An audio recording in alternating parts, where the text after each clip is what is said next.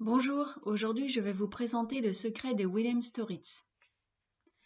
L'histoire se passe en Hongrie, à Rax, en 1757. Le Français Henri Vidal vient rejoindre son frère Marc pour assister au mariage de celui-ci avec Mira Roderich.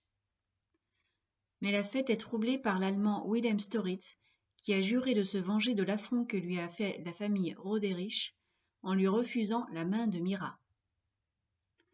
Or, héritier des découvertes scientifiques de son père, Willem possède un secret qui le rend très puissant. Il peut devenir invisible après avoir ingurgité une boisson de sa création.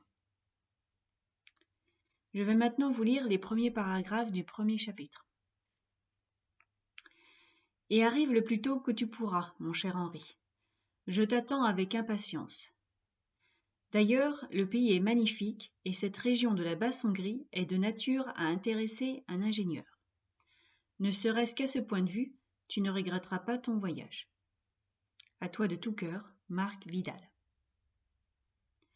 Ainsi se terminait la lettre que je reçus de mon frère, le 4 avril 1757.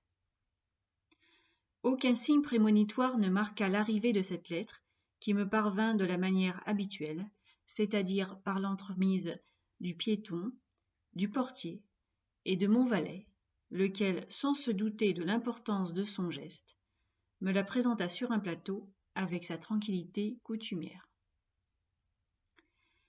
Et pareille fut ma tranquillité, tandis que j'ouvrais le pli et que je le lisais jusqu'au bout, jusqu'à ces dernières lignes qui contenaient pourtant en germe les événements extraordinaires auxquels j'allais être mêlé. Tel est l'aveuglement des hommes. C'est ainsi que se tisse sans cesse, à leur insu, la trame mystérieuse de leur destin. Mon frère disait vrai. Je ne regrette pas ce voyage, mais ai-je raison de le raconter ? N'est-il pas de ces choses qu'il vaut mieux taire ? Qui ajouterait foi à une histoire si étrange que les plus audacieux poètes n'eussent sans doute pas osé l'écrire ? Bonne lecture.